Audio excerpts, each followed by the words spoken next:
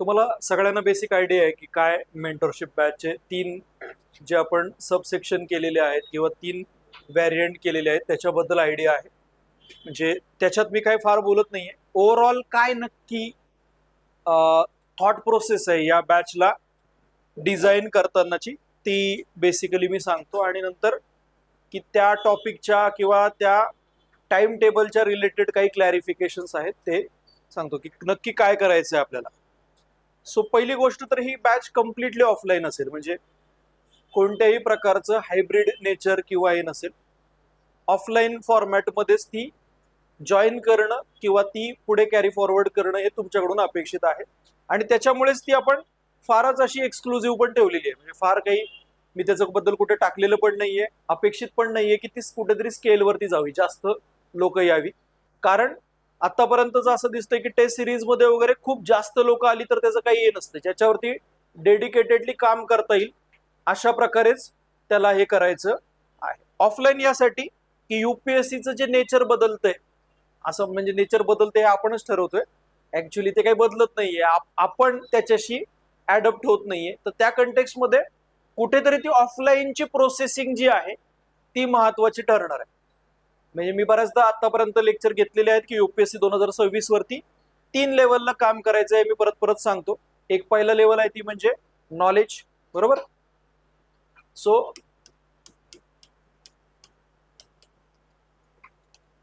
तुमच्यापैकी बऱ्याच लोकांशी मी आधीच भेटलेलो आहे, बोललेलो आहे. तर नॉलेज हा काही आपण असं म्हणू की तुमच्यापैकी लोकांकडे नॉलेज नाहीये, ज्ञान नाहीये, असा प्रकार नाहीये. कुठे कन्सर्न दिसतो तर तो आहे ते नॉलेज तितकं इंटरनलाइज झालंय का,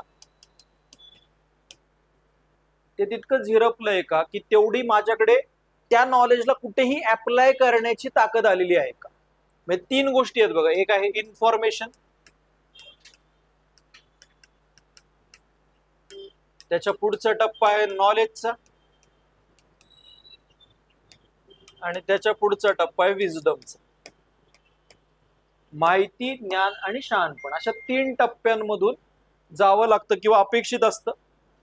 आता या आजच्या इंटरनेटच्या जगामध्ये, इन्फोडेमिकच्या जगामध्ये आपल्याकडे सगळ्यांकडे माहिती आहे, बरोबर. ते कशामध्ये कन्वर्ट होत नाही, या पुढच्या दोन टप्प्यामध्ये कन्वर्ट होत नाही मोस्टली. म्हणजे आता हा युपीएससी एक्सक्लुझिव्ह आपल्याला बोलायचं, म्हणजे ही बॅच पण युपीएससीचीच प्रायोरिटी असणाऱ्या लोकांसाठी आहे. ज्यांची प्रायोरिटी समजा एमपीएससी आहे त्यांच्यासाठी आपण सेपरेटली वेगळ्या मॉड्यूलनी जाणार. तरी सुद्धा म्हणजे एमपीएससीचा एक रेफरन्स द्यायचा झाला तर तुम्हाला माहित असेल की काही दिवसांपूर्वी एमपीएससीनी एक कमिटी इस्टॅब्लिश केली आहे सिलेबसची रिव्ह्यू करण्यासाठी, बरोबर. तर सिलेबस रिव्ह्यू कमिटी मधले काही लोक आहेत, त्यांना त्या एमपीएससीने पत्र पाठवलेले आहेत. एक 7-8 पानाचं पत्र आहे की काय अपेक्षित आहे आम्हाला तुमच्याकडून. त्यामधला एक महत्वाचा पॉइंट आहे, त्यांनी असं सांगितलं की एक्झामचा हा नॉलेज बेस जो आहे, नॉलेजच्या बेसिसवर तुम्हाला जे टेस्ट करायचं आहे अशा गोष्टी कमी करा. म्हणजे एक्झामचं नेचरमध्ये आम्हाला बदल कशा प्रकारचे पाहिजेत की ज्ञान, नॉलेज चेक करणारा जो कंपोनेंट आहे तो काय व्हावा, कमी व्हावा. आले लक्षात. हे का बरं असं रेकमेंड केलं असेल त्यांनी. म्हणजे युपीएससी प्रिलिम 2026 नंतर मी जे ऑनलाईन प्रतिक्रिया वगैरे बघितल्या मुलांच्या हे बदल्या, त्या म्हटल्या आमचं नॉलेज बेसच टेस्ट नाही केलं युपीएससी, आमचं काय नाही केलं, नॉलेजच चेक केलं नाही. आम्ही जे वाचलं होतं, आमचे जे सोर्सेस होते त्यातून प्रश्नच नाही आले. पुन्हा हे काय आहे की एक प्रकारे इल्युजनच्या मागे पळणं आहे. आपल्याला कळतच नाहीये की नक्की डिमांड कशी शिफ्ट झालीये आणि आपण कशाच्या मागे पळतो. म्हणजे ते आहे ना की यातला प्रश्न येणार प्रिलिमला, हे करा म्हणजे यातून एवढे प्रश्न येतील. या ट्रॅपमध्ये जर आपण फसणार असेल तर प्रॉब्लेम आहे. कारण सध्याच्या एजची रिक्वायरमेंट तुमच्याकडे नॉलेज आणि इन्फॉर्मेशन किती आहे याची नाहीये, बरोबर. तरी सुद्धा ज्या वेळेला एमपीएससी म्हणते नॉलेज बेस कमी करा, तेव्हा त्यांना म्हणायचं की information based, fact based एक्झामचं nature काय करा, कमी करा. त्या सोबत मग मला काय पाहिजे, काय चेक करायचंय, क्रिटिकल थिंकिंग, माझी नॉलेजला ऑर्गनाइज करण्याची पद्धत, मला ती लिंक करता येते का? मी पॉलिटीमध्ये काहीतरी वाचलंय ते हिस्ट्रीशी लिंक करता येते का? माझ्या रिसेंट कंटेम्पररी याच्याशी लिंक करता येते का? अशा थोड्या फायनर क्वालिटीज किंवा स्किल लागतात, बरोबर. आता काही लोकांसमोर प्रश्न असा पण आहे की एमपीएससीनी ऑप्शनल रिमूव्ह केलाय, मग त्यात माझी प्रायोरिटी काय असायला पाहिजे? ऑप्शनल रिमूव्ह झाल्यानंतर एमपीएससी पहिला टप्पा असायला पाहिजे की युपीएससी? तर त्याचं मला उत्तर असं वाटतं की या स्किलच्या लेवलला आपण कुठे आहोत याचा विचार व्हायला पाहिजे. त्या स्किल सेटच्या लेवलला एमपीएससी अजून तितकी इव्हॉल्व्ह झालेली नाहीये युपीएससी सारखी. सो इथे मी कुठे आहे याचा विचार व्हायला पाहिजे. पण पहिल्यांदा एक गोष्ट क्लिअर करा की हे इन्फॉर्मेशन आणि नॉलेजने नाही होणार, त्याच्या पुढच्या टप्पा गाठावा लागेल, बरोबर. मला सांगा, इन्फॉर्मेशन आणि नॉलेज मध्ये काय फरक आहे? माहिती आणि ज्ञानामध्ये काय फरक आहे? इन्फॉर्मेशन नॉलेज याच्यामध्ये काय फरक आहे?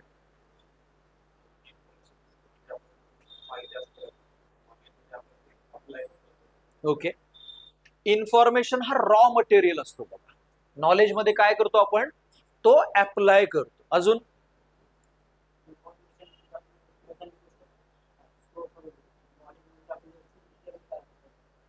ओके, थोडस आपण असं म्हटलं, एखादी बिल्डिंग आहे, त्याचा रॉ मटेरियल काय आहे? दगड आहे, विटा आहेत, हे सगळं रॉ मटेरियल आहे. पण ते जेव्हा एका ऑर्गनाइज फॉर्म मध्ये येतं तेव्हा ते कशामध्ये जातं? नॉलेज. आणि असं नॉलेज जेव्हा माझ्या जाणीवेचा, पर्सनॅलिटीचा भाग बनतं, ते इंटरनलाइज होतं की जे आता मी कधीही अप्लाय करू शकतो, त्यावेळेला ते विजडमच्या टप्प्यावरती जातं. Excessive dependence on online sources आणि ऑनलाईन मटेरियल, आर्टिफिशियल इंटेलिजन्सचे सोर्सेस, याच्यामुळे काय झालंय? या इन्फॉर्मेशन आणि नॉलेजच्या टप्प्यावर आपण पडलोय, पण आपलं स्वतःचं अंडरस्टँडिंग, आपलं स्वतःचं त्याच्या ओरिएंटेड क्रिटिकल थिंकिंग या गोष्टी होत नाहीयेत. म्हणजे ना, की मी म्हटलं की नोट्स कुठे मिळेल मला एखाद्या पॉइंटची, तर तो काही इरिलेव्हंट प्रश्न आहे सध्याच्या कंटेक्स्टमध्ये. तुम्हाला नोट्स किंवा इन्फॉर्मेशन एकदम आपण असं म्हणू कन्साइज फॉर्मॅटमध्ये लगेच मिळू शकते. प्रश्न काय आहे? त्याच्यावरचं माझं अंडरस्टँडिंग झालंय का? ज्या वेळेला मी मुलांना सांगतो की आपण ना 6वीची आवर पास्ट एनसीआरटी वाचू, त्यावेळेला त्यांचं म्हणणं असतं याच्यातून इन्फॉर्मेशन किंवा नॉलेज तेवढं मिळतच नाहीये, फारच कमी इन्फॉर्मेशन आहे. प्रश्न इन्फॉर्मेशनचं नाहीये, त्याच्यामध्ये तुम्हाला थिंक करायला स्कोप आहे. कमी नॉलेज आहे, कमी इन्फॉर्मेशन आहे, पण त्याच्यावरती तुम्ही स्वतः प्रोसेसिंग करणं अपेक्षित आहे. सो 21st सेंचुरीच्या स्किलचा, रिक्वायरमेंटचा विचार करता आणि त्या गोष्टीपर्यंत जाण्याकरता एक गोष्ट गरजेची आहे. ह्या सगळ्या याचा एक बेसिक इसेन्स काय? तुम्ही पॅसिव्ह लर्निंग जिथे जिथे शक्य आहे ती सोडून ऍक्टिव्ह किंवा प्रोऍक्टिव्ह लर्निंग कडे जायला पाहिजे. या पॅसिव्ह लर्निंग साठी बरेच चॅनल, बरेच सोर्सेस, बऱ्याच गोष्टी अवेलेबल आहेत, बरोबर. की तुम्हाला काही करायचंय, समजा मी असं म्हटलं की स्वतःचं एन्शंट इंडियाचं पुस्तक तुम्ही एक दिवसात बनवू शकता, स्वतःचं नाव टाकून त्याच्यावरती. कारण तितकं आर्टिफिशियल इंटेलिजन्स डेव्हलप झालंय ना. तुम्ही हे बघितलं, एखादा व्हिडिओ बघितला, लगेच तुमच्या नॉलेजमध्ये वाढ होणार आहे, इन्फॉर्मेशन मध्ये वाढ होणार आहे. पण अशा गोष्टींची युटिलिटी लॉंग टर्मच्या पर्स्पेक्टिव्हने कमी असते. सो या बॅच मध्ये आपल्याला याला प्रायोरिटाइज करायचंय. आपण न्यूजपेपरचे व्हिडिओ नाही पाहणार आहोत. तुम्ही 3 मॉडेल पैकी कोणतेही मॉडेल लावा, आपण एक बेसिक गोष्ट करणार आहोत, न्यूजपेपर क्लब. न्यूजपेपर क्लब म्हणजे काय? आठवड्याभराचा न्यूजपेपर तुम्ही वाचायचा, तुम्ही त्याच्या नोट्स दाखवायच्या, त्या नोट्स दाखवल्या तर त्याच्यावरचं माझं डिस्कशन किंवा माझ्या नोट्स तुम्हाला मिळतील. तुम्ही नसेल बनवलं त्या आठवड्याचं तर तुमच्यासाठी ते लेक्चर नाही. आलंय लक्षात? क्लिअर? हे न्यूजपेपर तुम्ही रोजच्या बेसिसवरती वाचणं याच्यामध्ये अपेक्षित आहे. तो कसा वाचायचा, काय वाचायचं आपल्या पुढच्या सेशन मध्ये आपण डिस्कस करू. पण आत्तापासून न्यूजपेपर वाचायला सुरुवात केली पाहिजे, यासाठी की तुम्हाला जर युपीएससीचा जीएस आणि सीसॅटचा आणि ओव्हरऑल मेन्स सगळ्या लेवलला क्लिअर करायचं असेल, न्यूजपेपर इज इसेन्शियल. म्हणजे माझा एक मित्र आहे, तो ना बऱ्याच प्रिलिम क्लिअर झालेला आहे.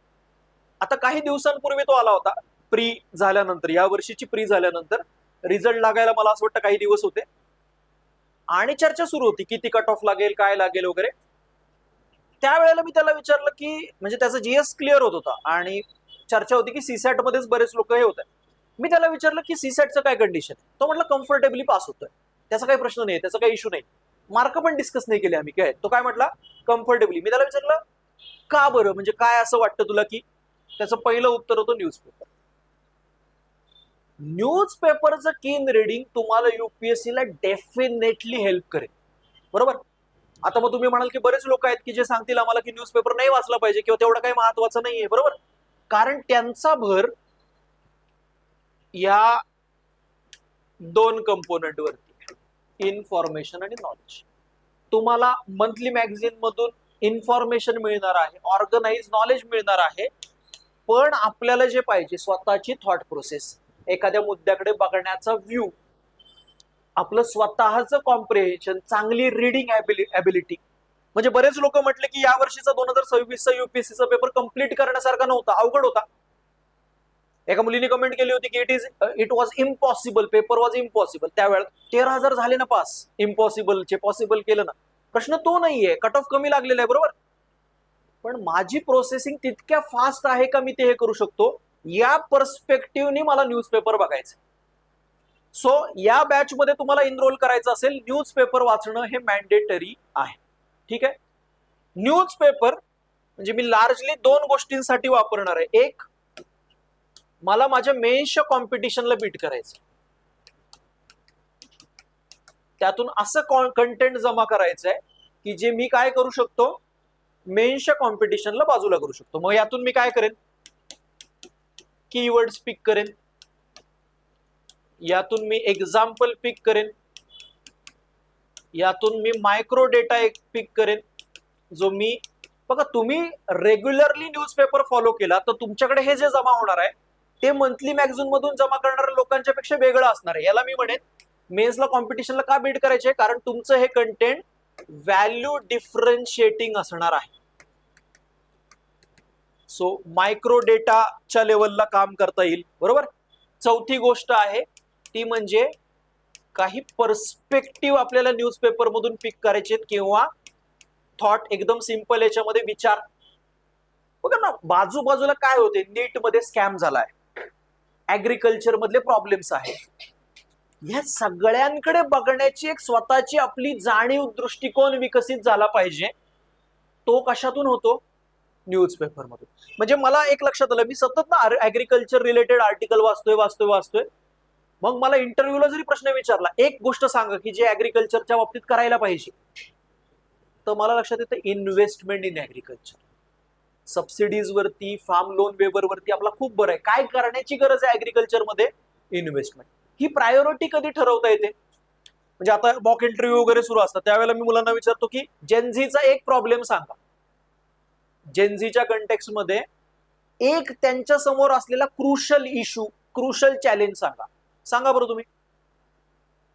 जेनझी समोर असलेला क्रुशल चॅलेंज, डिस्ट्रॅक्शन्स, ओके, अजून हसल कल्चर, पळत राहा, अजून फोमो, अजून हा म्हणजे इगोइझम, ओके, इगोइस्टिक आहे, ओके, अजून बेटरमेंट, बर्नमेंट. आहात तुम्ही जेनझी आहात का, अर्धा अर्धा असं काही आहे का, पूर्ण आहात जेनझी. अजून काय प्रॉब्लेम जेनझीचं पटकन, युवराज. विचारधाराच नाहीये, बरं, आमच्या पिढीची होती तुमच्या पिढीची नाही, असं. अजून काय प्रॉब्लेम वाटतो जेनझीचा, करिअर अनसर्टिनिटी, ओके, अजून पुढे quality jobs. The first issue is employment. ते जे नाही, म्हणजे आज जर मला असं मी म्हटलं की ना, मी त्या एखाद्या ऑनलाईन गेम मध्ये, त्या रील मध्ये डिस्ट्रॅक्ट होईल, मला रात्रीनं मी कधी झोपतो हेच माहित नाही. केवढा थकतो मी. तुम्ही कशामध्ये तरी प्रोडक्टिव्हली एंगेज असाल तर हे बाकीचे मुद्दे बाजूला जातात. क्वालिटी जॉब्स किंवा एम्प्लॉयमेंट हा जेनझीचा मेजर कन्सर्न आहे सध्याच्या कंटेक्समध्ये. ओव्हरऑल भारतातल्या इकॉनॉमिक ह्याच्यामध्ये कन्सर्न काय आहे हे मला कधी येईल तेव्हा मला पर्स्पेक्टिव्ह थॉट समजायला लागतील. म्हणजे नीटचा स्कॅम गेल्या वर्षी झाला होता बघा. गेल्या वर्षी काय झालं होतं नीटचं?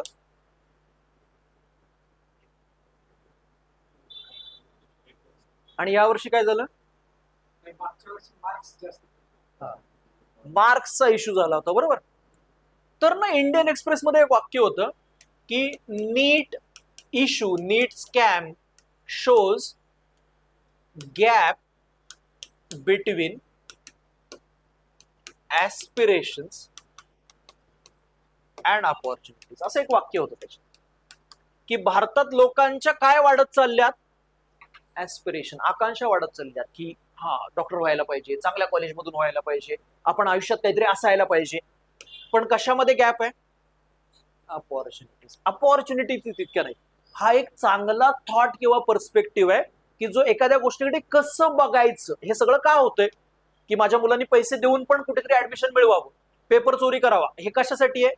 ऍस्पिरेशन वाढल्यात पण तितक्या अपॉर्च्युनिटीज नाहीये. सो न्यूजपेपर मधून तुम्ही कीवर्ड पिक करायला पाहिजेत, एक्झाम्पल पिक करायला पाहिजेत, मायक्रो डेटा, पर्स्पेक्टिव्ह थॉट पिक करायला पाहिजे, आणि पाचवं महत्वाचं आहे एसेचा कंटेंट पिक करायला पाहिजे. एसे साठीच्या चांगल्या स्टोरीज, एसे साठी पिक्चराइज करणारं, हेल्प करणारं कंटेंट हे न्यूजपेपर मधून मिळू शकतं. थोडक्यात हे सगळं मला कशाच्या पर्स्पेक्टिव्हने करायचं आहे? मेष. ओके. पण याचा प्रिलिमला तितकाच फायदा होतो. कशासाठी? जेव्हा तुम्ही न्यूजपेपर रीड करता त्यावेळेला त्यासोबत आणखी एक ॲबिलिटी डेव्हलप होते, ती आहे कॉम्प्रिहेन्शन. जसा आपला युपीएससीचा पेपर असतो तसेच न्यूजपेपर मधले वेगवेगळे आर्टिकल चेंज होतात, शिफ्ट होत राहतात. मला न्यूजपेपर यासाठी वाचायचे, स्पीड रिडिंग करायचे, न्यूजपेपरला फार असं कवटाळून बसायचं नाही, पटकन वाचून टाकायचे. सो कॉम्प्रिहेन्शन आहे. दुसरं पुन्हा एकदा थॉट प्रोसेस डेव्हलप होते.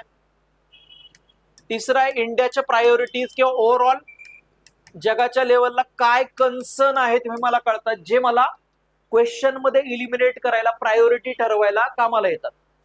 म्हणजे सिंपल मी म्हणतो की जे लॉजिकल इलिमिनेशन आहे सीसॅट मध्ये पण आणि जीएस मध्ये पण, ते कधी वर्क होतं?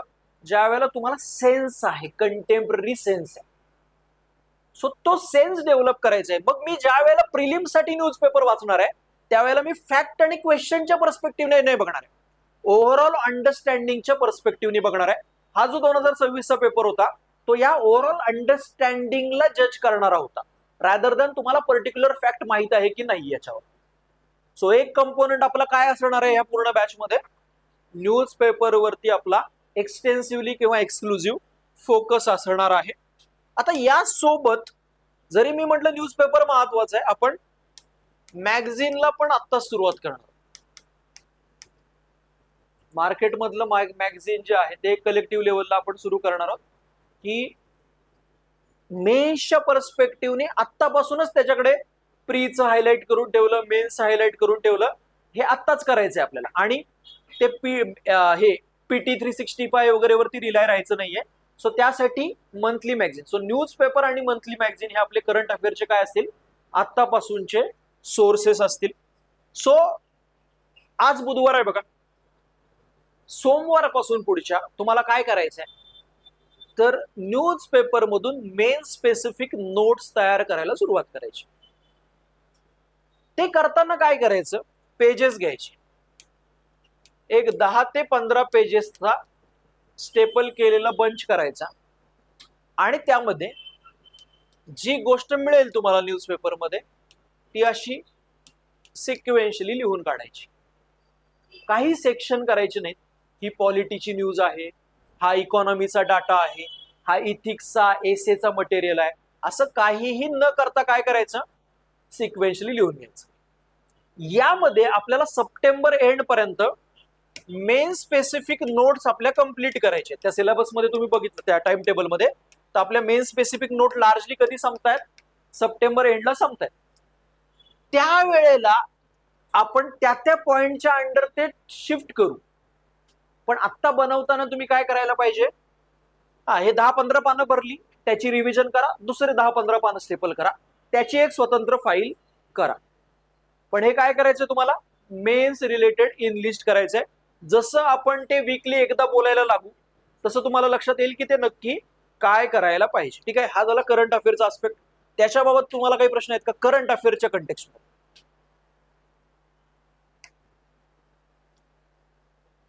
कोणता न्यूजपेपर वाचायचा, मी आतापर्यंत वाचलेलं नाही, मग ते पाप कसं फेडू, असं काही प्रश्न असतील तर ते पण विचारू शकता. सो बघा, न्यूजपेपरच्या बाबतीत मी आतापर्यंत वाचलेलं नाही, आत्तापासून सुरू करा. तोच ऍडव्हान्टेज मिळतो तुम्ही कधीही सुरू केला तरी. म्हणून परत 2 महिन्यांनी नाही सुरू करायचं, आत्तापासून सुरू करायचं. कारण न्यूजपेपरमध्ये त्या गोष्टी पुन्हा पुन्हा येत राहतात आणि त्यामुळे ऑर्गॅनिकली लक्षात ठेवायला मदत होते. करंट अफेअरच्या कंटेक्स्ट मध्ये तुमचे काही प्रश्न आहेत? इंडियन एक्सप्रेस प्लस लोकसत्ता असे 2 हे वाचले पाहिजेत. कारण जर लोकसत्ता हा च्या न्यूज बऱ्यापैकी काय असतात, कॉमन असतात इंडियन एक्सप्रेसमध्ये. इंडियन एक्सप्रेस हा इंग्लिशमध्ये, पण मी म्हणेन की हिंदू आणि एक्सप्रेसमध्ये आत्ता या लेवलला कव्हर हे करायचं झालं, कम्पेअर करायचं झालं तर थोडा एक्सप्रेस बेटर आहे. मला तुम्ही 2-3 वर्षापूर्वी विचारलं असतं तर मी कदाचित हिंदू आन्सर दिलं असतं, पण एक्सप्रेस सध्या युपीएससी ऑडियन्सला पर्पजफुली टार्गेट करत आहे, सो तो थोडासा बेटर आहे. हे करत असताना जर समजा तुमच्या डोक्यात आतापासूनच आहे की ज्या वेळेला एमपीएससी, म्हणजे मी प्रिलिम पास झालो आणि एमपीएससी ला पण मला टार्गेट करायचं आहे, ऑप्शनल माझा तयार आहे, तर मी तिकडे इकडे युपीएससीला तर देईनच पण एमपीएससी पण देऊ शकतो मी. अशा लोकांनी थोडं लोकसत्ता पण रीड करायला सुरुवात करायला पाहिजे. इंडियन एक्सप्रेस जरी तुमचं मीडियम इंग्लिश असलं तरी थोड्या लोकल न्यूज, लोकल एक्झाम्पल्स ह्या तुमच्या याच्यामध्ये वाढल्या पाहिजे. क्लिअर? अजून काही प्रश्न करंट अफेअरच्या बाबतीमध्ये?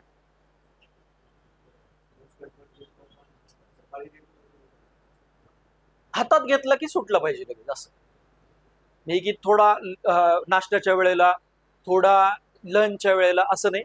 आता यामध्ये माझं सजेशन असं आहे, कारण न्यूजपेपरकडे आपण कॉम्प्रिहेन्शनच्या पर्स्पेक्टिव्हनी बघतोय, स्पीड रिडिंगच्या पर्स्पेक्टिव्हनी बघतोय, आणि न्यूजपेपर तुम्हाला तुमच्या नॉर्मल स्पीडपेक्षा फास्ट वाचायचा आहे. यासाठी मी सजेस्ट करेन की तो दुपारी आणा. यासाठी कारण आपल्याला सीसॅट पण कधी वाचायचा असतो, दुपारी. सो जस्ट माझं जेवण झालंय आणि अग्रेसिव्हली न्यूजपेपर कंप्लीट केला, असं थोडंसं असायला पाहिजे. त्यामुळे जर तुमचं कन्फ्युजन आहे कधी बसवायला पाहिजे न्यूजपेपर, आणि न्यूजपेपरचा एक रूल आहे, हातात घेतल्यानंतर तो कधी ठेवायचा, कंप्लीट झाल्यानंतर. मग काहीही हो, तो न्यूजपेपर काय म्हणजे तुम्ही जिथे वाचायला बसले तिथे बिल्डिंग पडली तरी तिथं वाचायचं आणि नंतर उठायचं, असा तो नियम असायला पाहिजे. कारण एकदा तुम्ही असं ठरवलं ना, त्याच्याशी खेळत बसले तर तो प्रॉब्लेम होतो. आणि दुसरं, एक दिवशीचा न्यूजपेपर मिस झाला तर तो मिस झाला, त्या दिवशी करा, अदरवाईज तो नाही. सो तुम्ही म्हणाल 2 दिवसाचे आता कव्हर करू का? नाही, हा मग माझं शनिवारी न्यूजपेपर क्लब मध्ये लेक्चर आहे, मग मी काय करेन, सोमवार ते शुक्रवार एकदाच बसलो आणि करून टाकलं, असं व्हायला नको. ठीक आहे? आणि त्यामुळेच म्हणजे की असा प्रकार होऊ नये म्हणून आपण तुम्हाला काय देणार आहोत, या शीट पण देणार आहोत. याचं एक आपल्याला बाइंडिंग करून पुस्तकच बनवायचंय स्वतःच्या कंटेक्स्ट मध्ये.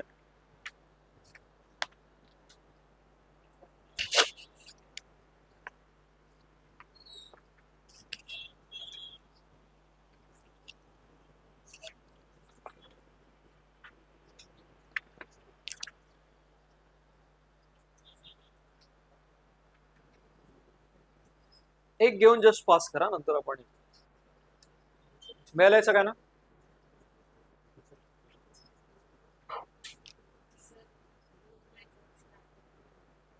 नाही, स्वतःच्या स्वतः बोलतो. मिळाले, राहू दे नंतर.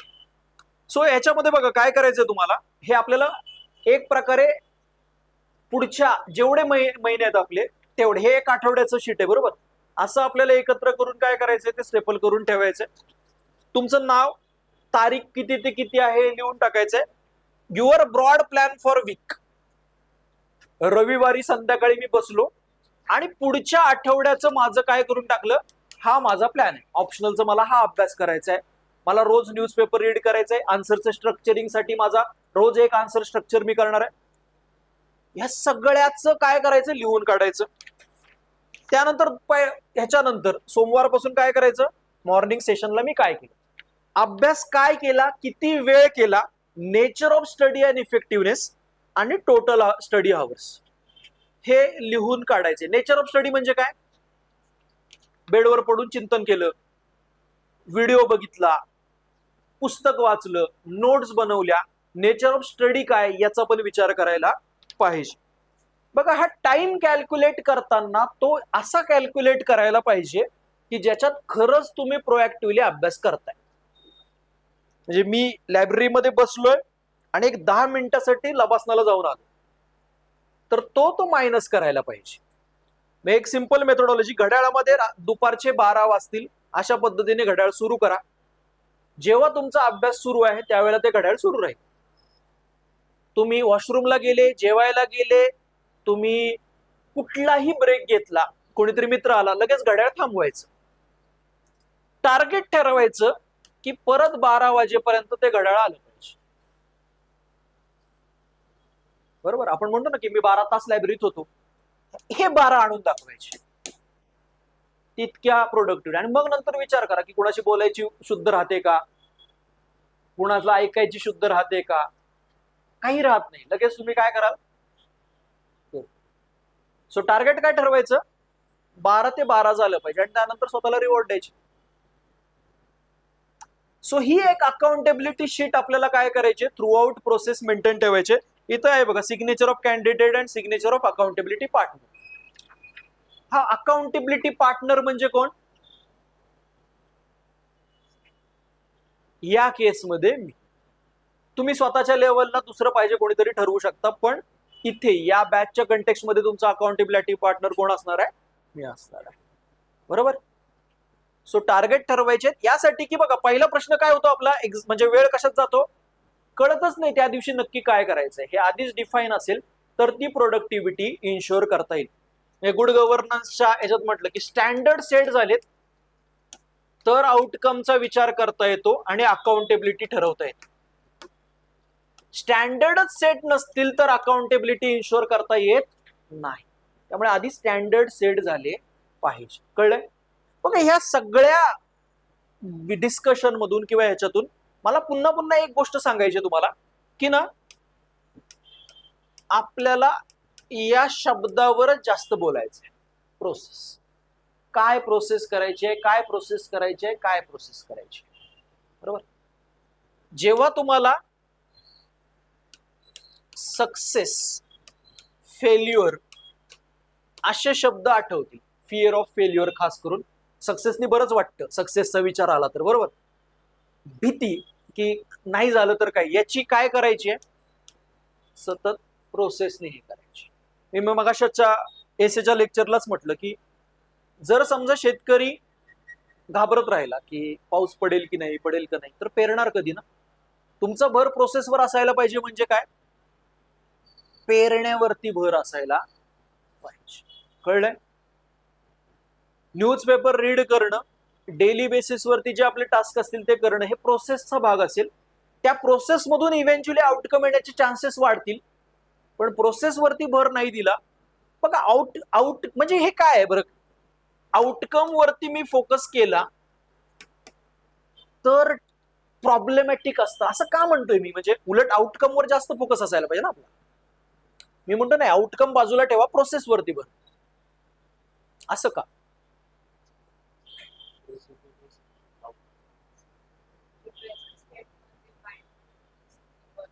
बर अजून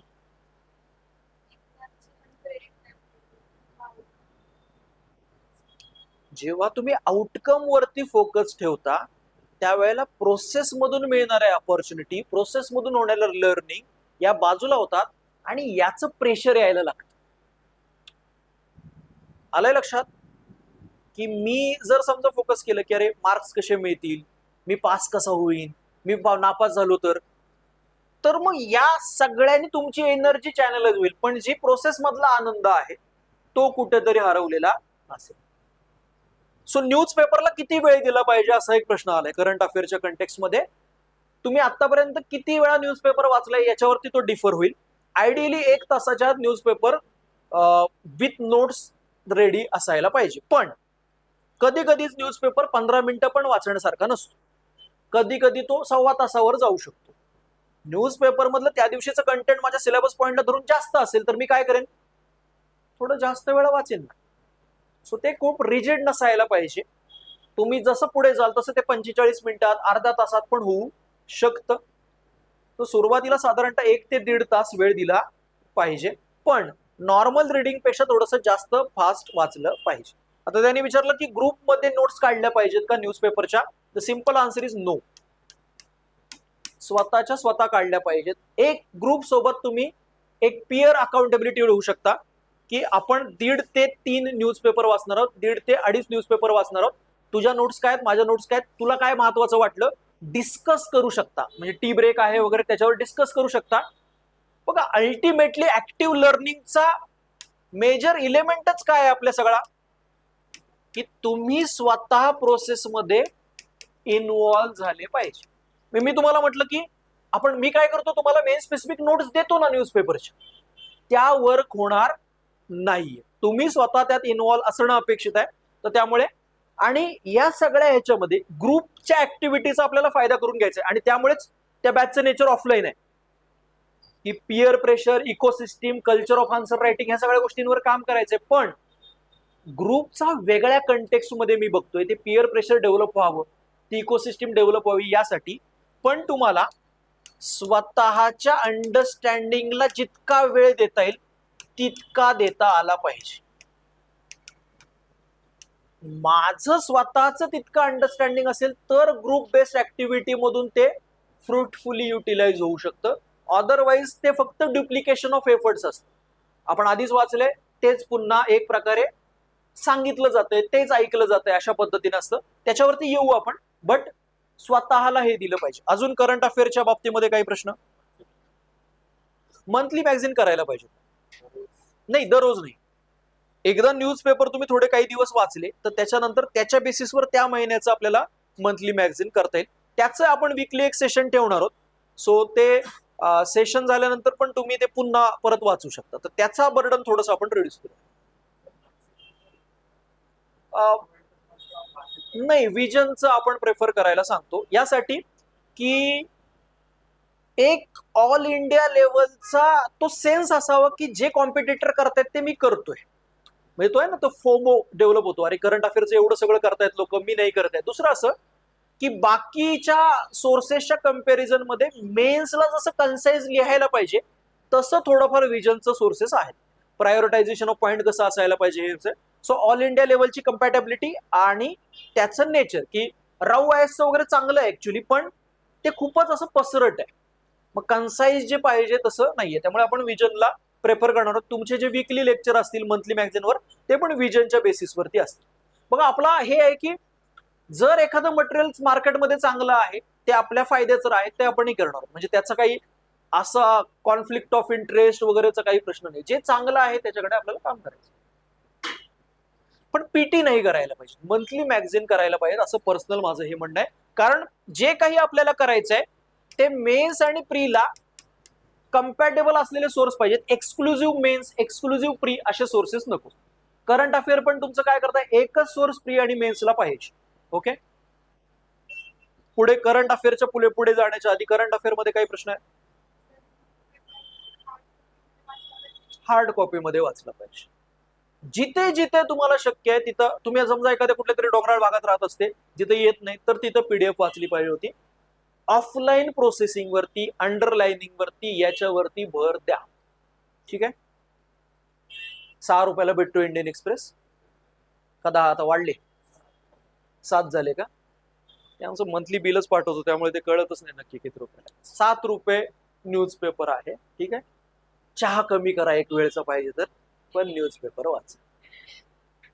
the greatest meditation for competitive exam is reading newspaper. Newspaper वाचा आणि तेच चांगलं मेडिटेशन आहे. त्यामुळे हार्ड कॉपी मध्ये वापरायला पाहिजे. नोट्स हार्ड कॉपी मध्ये आणि हार्ड याच्यामध्ये हँड रिटन फॉर्मॅट मध्ये बनवायला पाहिजे. मी ओल्ड स्कूल तुम्हाला वाटेल, बट ती प्रोसेसिंग करायला पाहिजे. बरोबर. तुमचा टॅब पाहिजे तर थोड्या दिवसांसाठी बाजूला ठेवा. तो कुठल्या कंटेक्स्ट मध्ये वापरायचा वगैरे तो मुद्दा वेगळा आहे, पण नोट्स पण सुद्धा जोपर्यंत युपीएससी ते ऑनलाईन होत नाही तोपर्यंत तुम्हाला ते ऑफलाईन प्रोसेसिंग करायला पाहिजे. कारण त्याच्यातनं फायदा आहे. त्याच्यातनं तुम्ही परत हँड आय कोऑर्डिनेशन होतं, तुम्ही स्वतःच्या लेवलला थोडासा विचार होतो, तुमचे न्यूरॉन्स थोडे जास्त ऍक्टिव्हेट होतात. हे सगळं सायकोलॉजीच्या लेवलला. म्हणून ते स्वीडननी पण ते बंद केलं ना. स्वीडन आपल्यापेक्षा शाणे आहेत, बरोबर. त्यांनी बंद केलं ते ऑनलाईन वगैरेचं आणि ते ऑफलाईन मध्ये हे ठेवतात. दुसरं असं, पीडीएफ मध्ये वाचताना आपण ना थोडं पटकन वाचू शकतो, पण न्यूज पेपर म्हणजे जेव्हा आपण हार्ड कॉपीमध्ये पेपर वाचतो, न्यूजपेपर वाचतो, त्यावेळेला आपण ओव्हर कॉशियस होतो आणि ह्याचा फटका बघा पेपरमध्ये पण पडतो. म्हणजे मी म्हटलं तुम्ही युपीएससीचा प्रिलिमचा पेपर ना पीडीएफ फॉर्मॅटमध्ये वाचा आणि पेपर फॉर्मॅटमध्ये वाचा. कदाचित पीडीएफ मध्ये तुम्हाला जास्त मार्क येईल.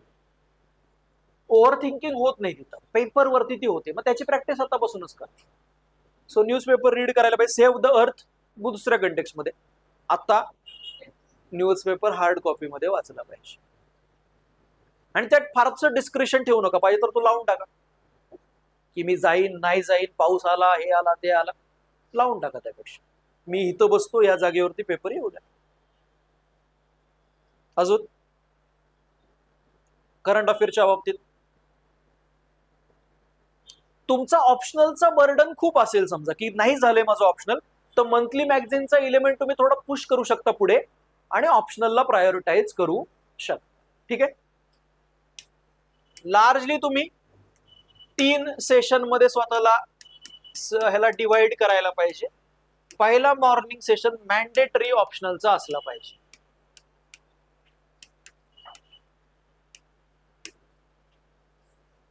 माझी रविवारी इथिक्सची टेस्ट आहे, माझी रविवारी गव्हर्नन्सची टेस्ट आहे, माझी रविवारी ऍग्रिकल्चर GS3 ची टेस्ट आहे, तरी सुद्धा शनिवारी सकाळी ऑप्शनल वाचलाच पाहिजे, केलाच पाहिजे.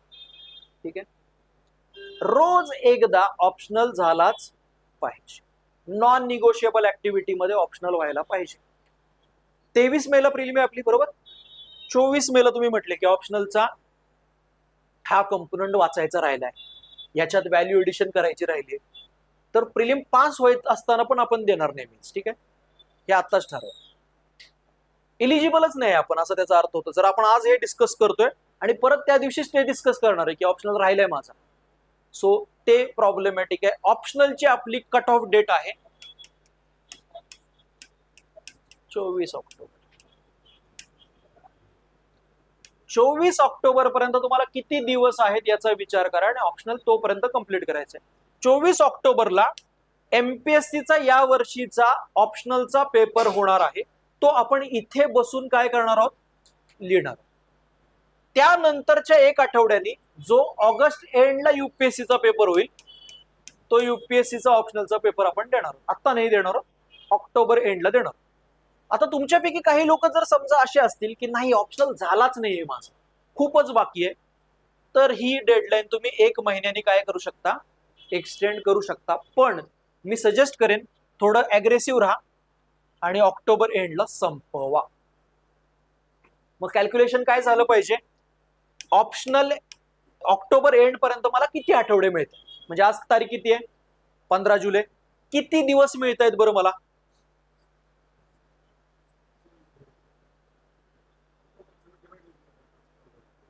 ऑगस्ट सप्टेंबरचे आणि 20 दिवस तिकडचे पकडले आपण, तर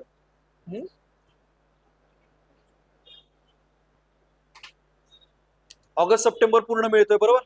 आत्ताचे 15 दिवस आणि त्यातले 20 दिवस पकडा, 60, 80 आणि 95, साधारणतः 90 दिवस पकडूया आपण. म्हणजे किती आठवडे, माझं जर गणितच आहे त्यामुळे तुम्ही सांगा किती आठवडे. आठवडे किती रे,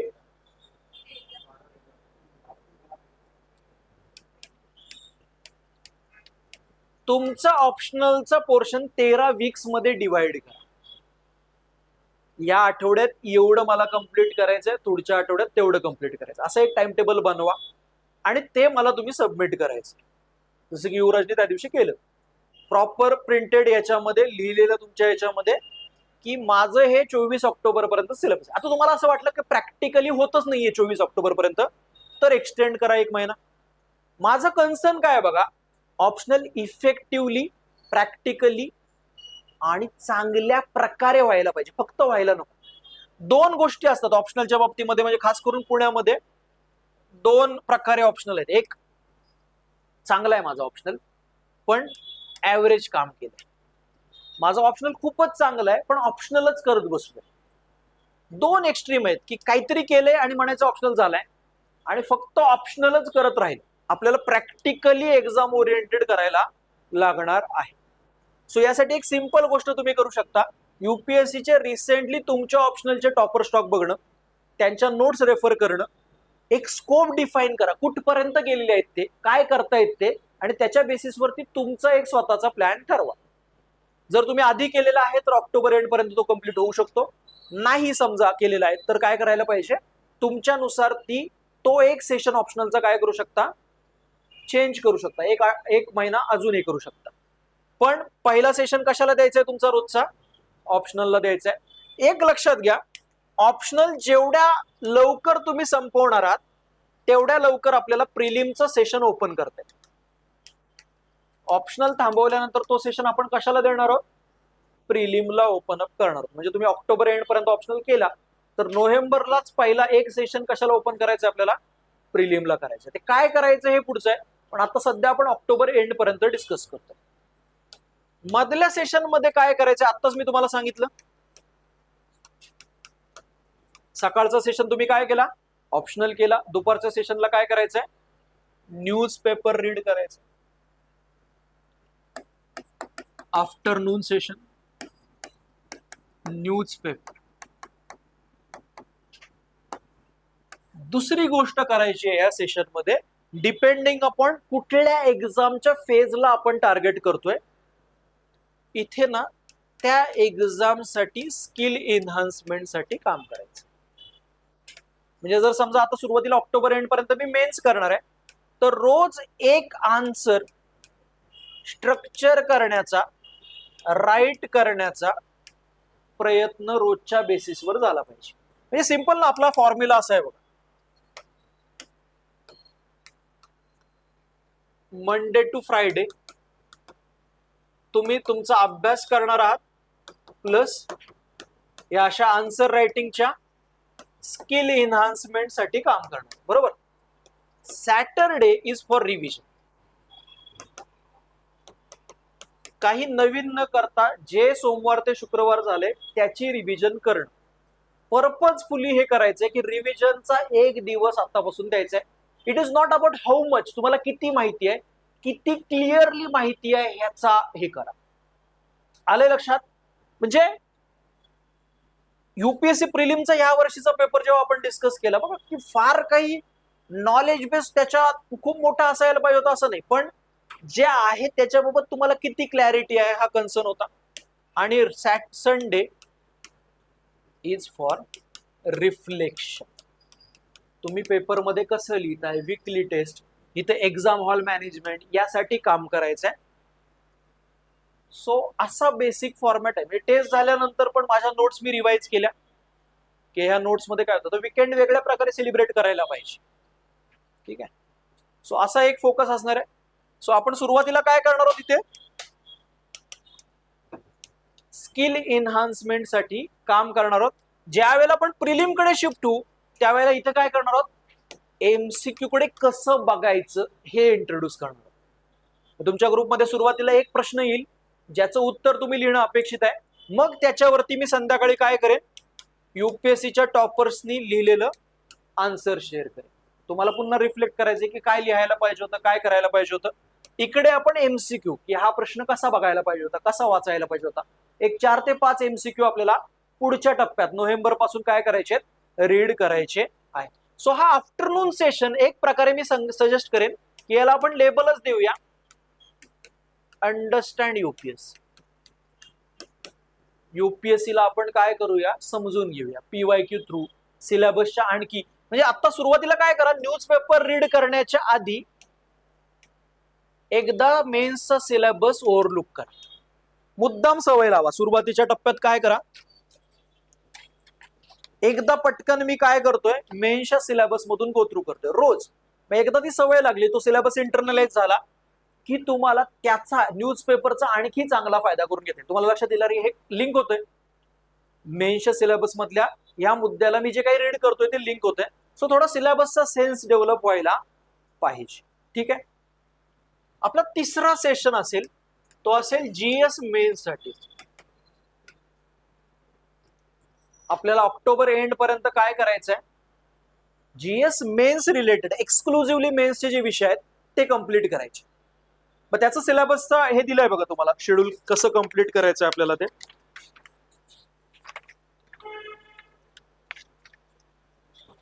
फेज 1 मध्ये 15 जुलै ते 30 जुलै, 1 ऑगस्ट ते 15 August complete test series and lecture शेड्यूलचं जे पेज आहे तिथे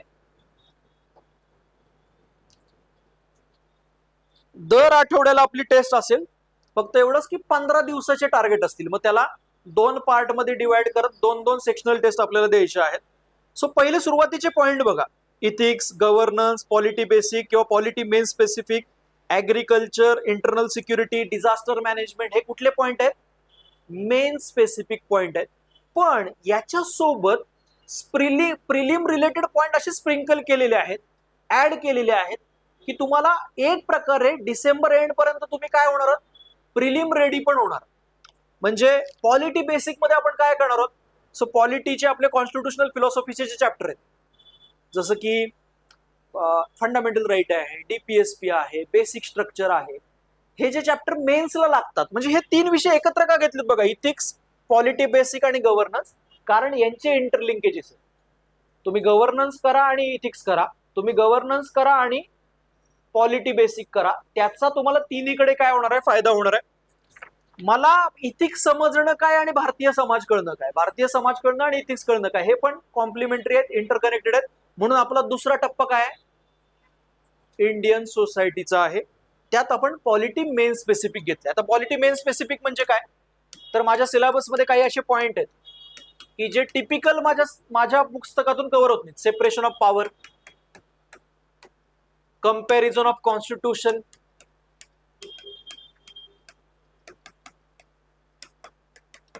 किंवा लोकल गव्हर्नन्स आणि फेडरलिझम वरती युपीएससीने खूप डिटेलमध्ये प्रश्न विचारलेत मेन्स मध्ये, ते आपल्या नॉर्मल रुटीन सोर्सेस मध्ये कव्हर होत नाहीत. सो आपल्याला त्या फेज मध्ये काय करायचे, ते पॉइंट कव्हर करायचे आहेत.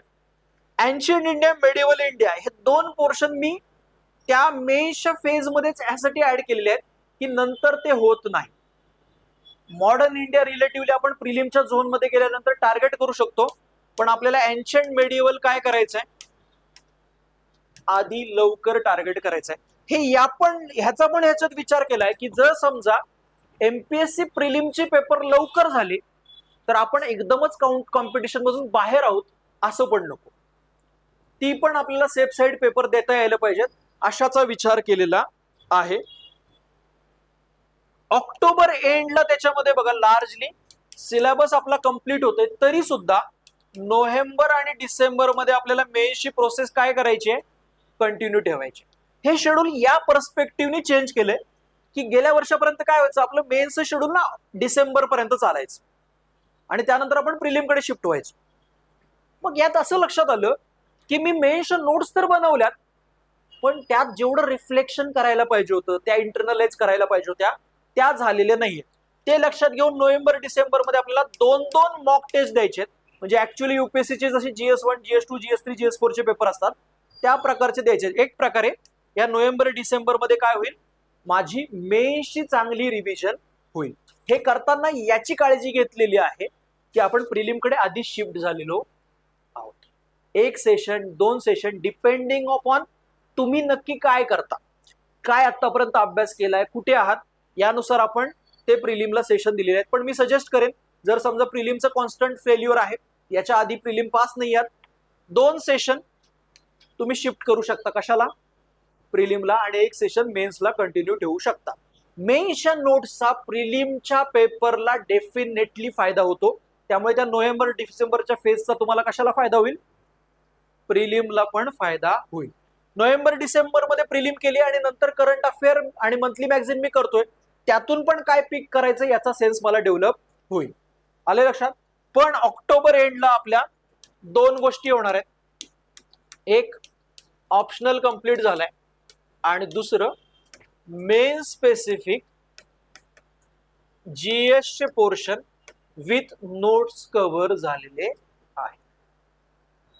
आता हे तुमच्या कंटेक्स्ट मध्ये कसं कस्टमाइज करायचं, तुमच्यानुसार कसं बदलायचं. म्हणजे समजा माझ्या आधीच नोट्स तयार आहेत जीएसच्या, मग त्यात व्हॅल्यू एडिशन करण्याची गरज आहे का, त्या मायक्रो नोट्स मध्ये कन्वर्ट करता येतील का, याचा आपल्याला विचार करता येईल. माझ्या एखाद्या जीएस मेन्शन नोट्सच तयार नाहीत, तर आपल्याला कशावर काम करता येईल, त्या नोट्स वरती काम करता येईल. येतंय लक्षात. सो ते आपण थोडंसं कस्टमाइज नंतर डिस्कस करू, पण हा ब्रॉड प्लॅन लक्षात घ्या.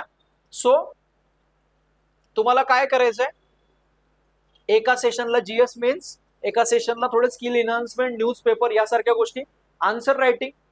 आता त्यामध्ये तुम्ही असं पण ठरवू शकता, जर समजा या प्रोसेसला ऑफलाईन करताना तुम्ही एका लायब्ररीमध्ये आहात, क्लासच्या म्हणजे खाली वरती आहात, समजा का वरती आपल्याकडे एक लायब्ररी आहे, खाली एक लायब्ररी आहे, तिथं आहात तुम्ही एक टाइम ठरवा, हे एक आन्सर मी कधी लिहिणार, एकत्र बसून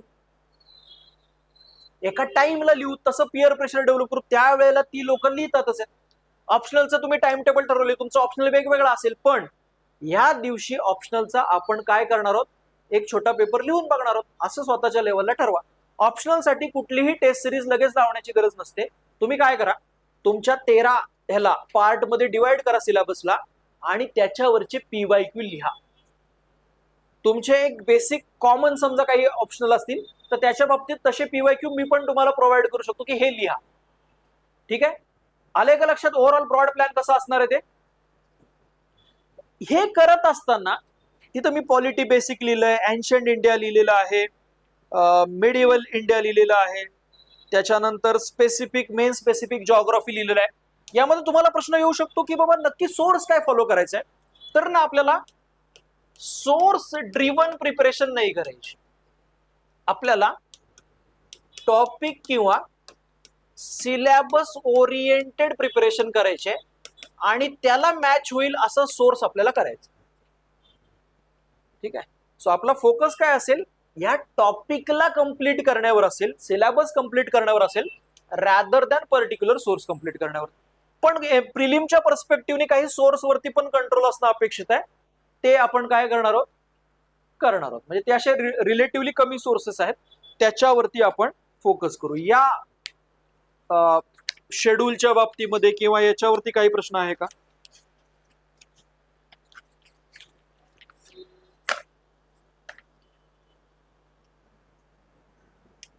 आता मी जे म्हटलं की एकदा ऑप्शनल बाजूला झाला की 2 सेशन तुम्ही प्रिलिमला देऊ शकता. ते तुमच्या केसमध्ये व्हॅरी होईल की हा सेशन मला सीसॅटला द्यायचा आतापासूनच, की जीएसच्या प्रिलिमच्या कुठल्या विषयाला द्यायचं. जर सीसॅट कन्सर्न असेल तर त्या दोनपैकी एक सेशन आतापासूनच काय द्यायला पाहिजे, त्या 1 नोव्हेंबर पासून सीसॅटला दिला पाहिजे. पण आता सध्या त्याच्यावरती न बोलता ऑक्टोबर एंड पर्यंतच थोडीशी क्लॅरिटी विजन आपण आपल्या लेवलला काय करूया, ठरवूया. इथपर्यंत क्लिअर आहे का. काही प्रश्न असतील तरी विचारा, एकदा गो थ्रू करा पाहिजे तर त्याच्यात.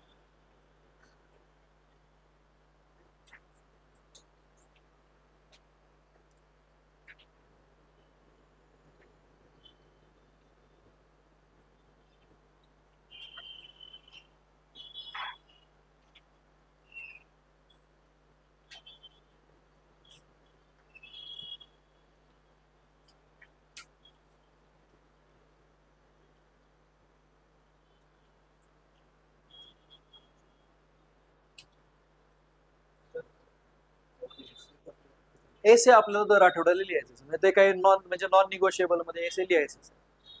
चंद्र सूर्य तारे यांच्यासोबत एसे असं तो आहे. हा एसे पण असणारच आहे. एसेला म्हणजे एक साधारण 10 एसे दर आठवड्याला लिहिले पाहिजे, तेव्हा ती स्किल इन्हान्स होते. सो त्याचं काही प्रेशर नसतं, म्हणजे 1.5 तासाचा एक एसे आपल्याला लिहायचं. तुमची जी सेक्शनल टेस्ट असेल त्यासोबत एक एसेचा पेपर असणारच. अजून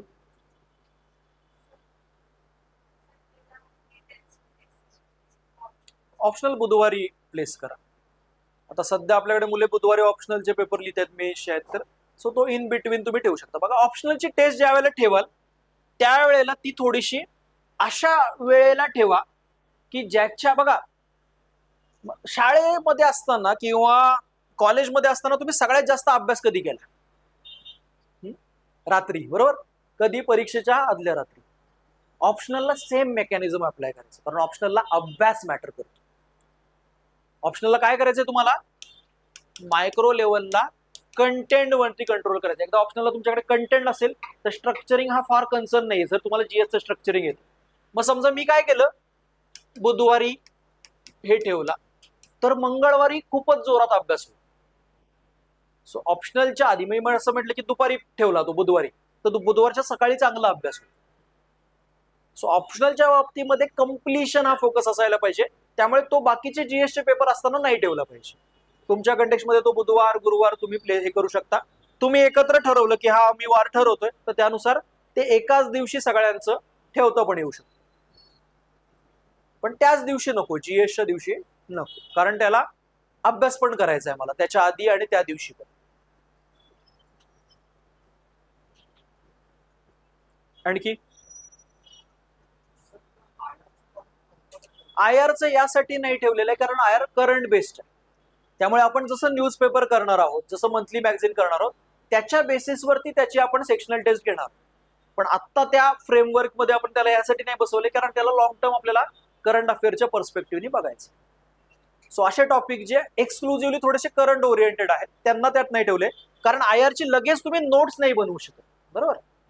जे असे टॉपिक प्रायोरिटीवर ठेवले ज्याची आपण काय करू शकतो, नोट्स बनवून बाजूला करून ठेवू शकतो.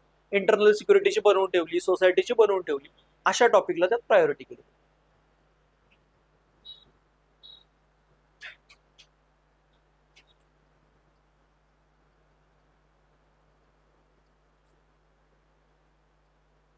आणखी काही प्रश्न?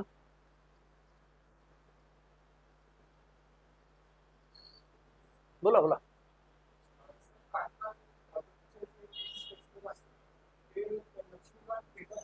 हा, त्यामुळे आपण त्याला माधव कोसलांचं पुस्तक आहे इंडियन कॉन्स्टिट्यूशनचं, त्यात सेपरेशन ऑफ पॉवर, फेडरलिझम वरती चॅप्टरच आहे. त्या गोष्टी आहेत ना त्या आपण क्लासमध्ये कव्हर करणं.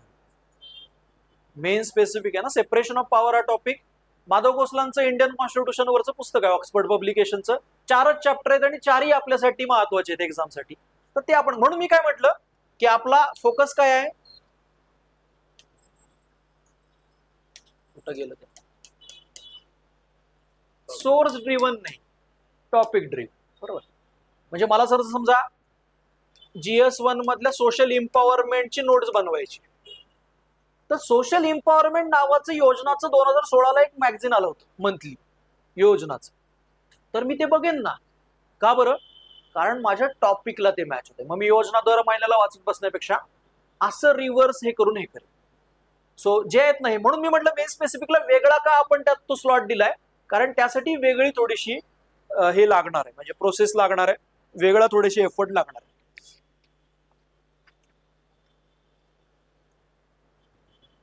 आणखी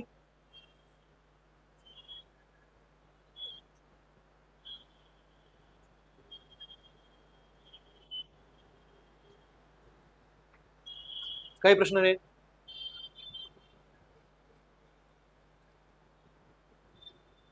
ही बॅच 2 प्रिन्सिपल वरती रन होणार आहे, म्हणजे हे मिक्सचर अवघड आहे, पण एक आहे डेमोक्रेसी आणि दुसरं आहे डिक्टेटरशिप.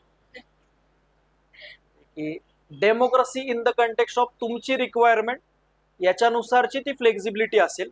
अर्थात जर ती फ्लेक्झिबिलिटी परीक्षेला डिमांड करत असेल तर, पण काही कंटेक्स्ट मध्ये ते no choice is a good choice असं म्हटलं जातं, की कमी चॉईसेस असतील, कमी पर्याय असतील तर माणूस चांगलं हे करतो. त्याच्यामुळे त्यात हायब्रिडचा ऑप्शन पण नाही ठेवलेला, बरोबर? अजून काही?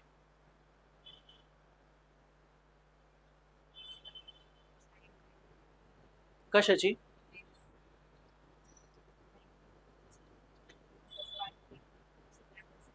हा, हे कम्प्लीट होणार का नाही असा प्रश्न पडतो ना, की हे ऑक्टोबर एंड पर्यंत कम्प्लीट होणार की नाही, बरोबर? हा प्रश्न आहे.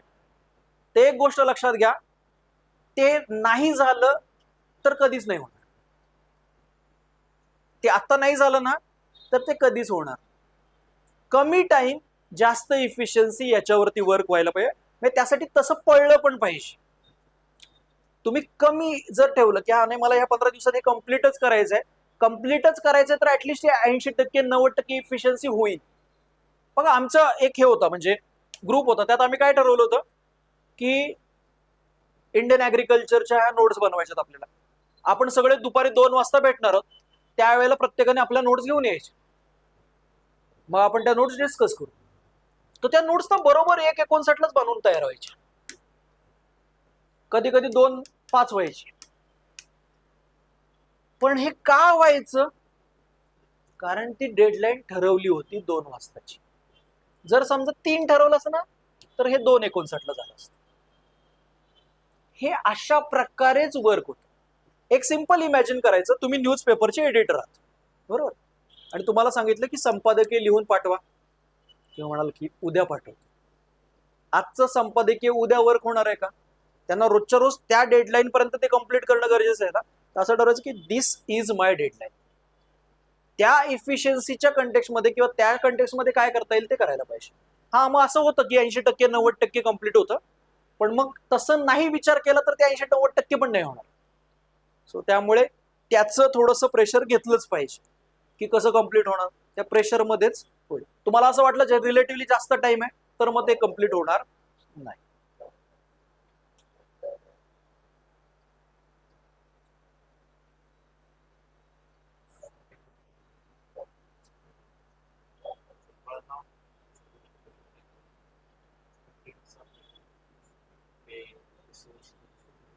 बर्नआउट वगैरे वगैरे, तरुण आहात का तुम्ही असा प्रश्न विचारायचा स्वतःला की आपण आहोत का तरुण, ती एनर्जी राहिली आहे का आपल्याकडे, नाहीतर मग निवृत्तीकडे जायचं. म्हणजे त्याला बिरनाऊटचा प्रकार, त्याला एक हे शोधा की ती प्रोसेस कॉन्सिस्टंटली इंटेन्स राहणार नाही. मी काय करेन, समजा ऑप्शनल झालाय, मधी ब्रिदिंग स्पेस देईल, परत देईन, थोडा ब्रिदिंग स्पेस त्याच्यामध्ये इन्व्हॉल्व झाला पाहिजे. न्यूजपेपर हा माझा ब्रिदिंग स्पेस असेल, एसेचं कंटेंट वाचणं रीड करणं हा माझ्यासाठी ब्रिदिंग स्पेस असेल. असं हे करा. रविवारचा एक सेशन स्वतःसाठी द्या, म्हणजे परत मी जिवंत व्हायला पाहिजे यासाठी सोमवारपासून. त्यासाठी पण देता येईल की रविवारी संध्याकाळी मी काय करेन, नेक्स्ट वीकचं शेड्यूल बनवेल आणि स्वतःसाठी वेळ देईन, माझ्या हॉबीसाठी, माझ्या ह्याच्यासाठी वेळ देईन. असं पण देऊ शकता. पण ते कधी, जेव्हा ते आठवड्याभराचं आधीचं कंप्लीट झालेलं आहे. सो ते हे आहे बघा, नॅचरल आहे. म्हणजे असं,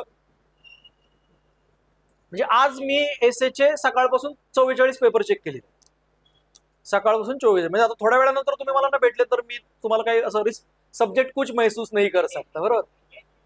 तुम्ही मला फोन करा, काय करा, मी काही रिस्पॉन्ड करणार नाही, तर ते होणार ना. पण मग तेवढी इफिशियन्सीने आपण दिवसभरात काम केलंय का की आपल्याला तो ब्रिदिंग स्पेस आपण डिझर्व करतो, याचा पण विचार करायला पाहिजे. असं होतं ना की इतकं काम केलेलं आहे की नाही येतं होणार आहे, पण मग ते काम तितकं व्हायला पाहिजे. म्हणून मी म्हटलं ना की ते 12 तासाचं शेड्यूल करा. नंतर तुम्हाला म्हणजे तुमच्या घराच्या प्रॉपर्टीवरती कोणी भांडायला आलं तरी तुम्ही म्हणाल तथाच तू, म्हणजे तुला पाहिजे तू घे, काही मला त्याच्यात फाईट करण्याचीच माझ्यात काही नाहीये ताकद नाही. सो स्वतःला त्यामध्ये इन्व्हॉल्व करा. असं इन्व्हॉल्व करा की तुम्ही तो ब्रिदिंग स्पेस काय कराल, डिझर्व कराल.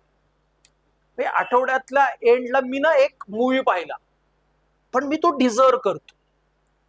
आठवड्याच्या एंडला ना मी एकदा कुठेतरी बाहेर फिरायला गेलो त्या संध्याकाळच्या एका सेशन मध्ये, पण तो मी आता काय करतोय, डिझर्व करतोय, कारण मी तितकं काम केलं. आलंय लक्षात? तर तो बर्नआउट, ऍक्च्युअल बर्नआउट असला तर ते बेटर असतं. जितकं कामात गुंतवाल तेवढं तुम्हाला तो एक सेशन तुम्ही डिझर्व करू शकता, तो मग काही प्रॉब्लेम नाही. It is actually a good sign की तुम्ही प्रोडक्टिव्हिटीली खूप काम केले आणि अब नाही होऊ शकता असं थोड्या वेळासाठी सुद्धा वाटणं हे गरजेचं आहे. हे की हा असं पडून राहिलो रविवारच्या संध्याकाळी, काय कुठं जायचं नाही, काय हॉबी नाही, काय नाही, पडून राहायचं हीच माझी हॉबी आहे, मला ब्रीदिंग स्पेस पाहिजे, तर ते पण चालतं ना. पण तो स्पेस, तो लोळणं मी कमवलं आहे का, तर मग ते हे करायला पाहिजे. मग जसं की तो कौस्तुभ दिवेगावकर सर आहेत बघा, 2012ला पास आउट. रविवारी अभ्यास नाही करायची, पण 15x6 असं गणित होतं त्यांचं, 90 तासाचं सोमवार ते शनिवार अभ्यास व्हायला पाहिजे. मग रविवार मी काय करतो, मोकळा ठेवतो. माझा 2-3 तास 2-3 तास झाला आणि रविवारी माझा ब्रिदिंग स्पेस आहे. मग त्याला काय नाही ना, तुम्ही आयुष्यात ब्रीदच करत आलेत आतापर्यंत. अजून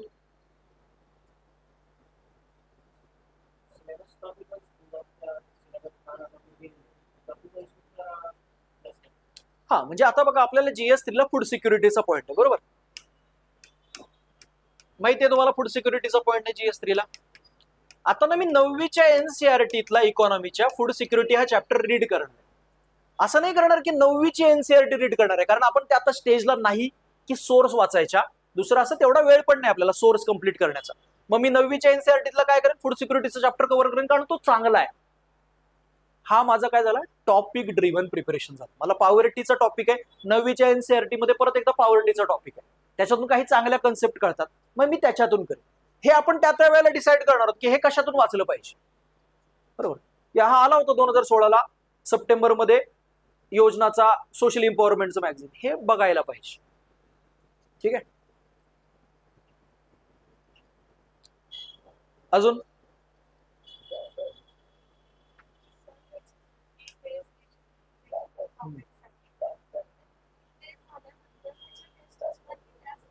त्या आठवड्यात 2 टेस्ट असतात. तुम्ही 2 सेक्शनल दिसतील तुम्हाला तिथे.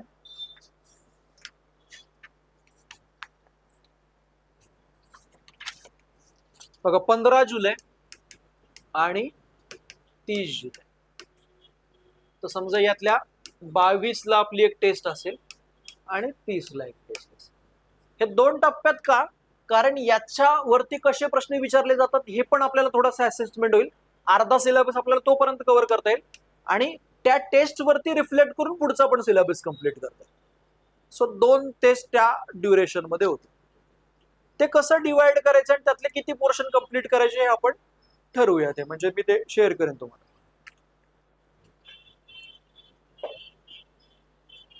अजून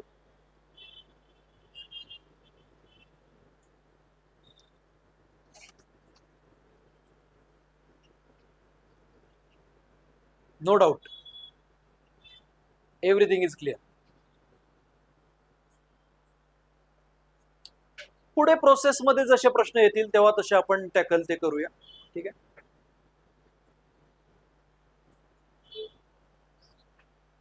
काही असतील प्रश्न तर 1 to 1 आपण बोलूया, अदरवाईज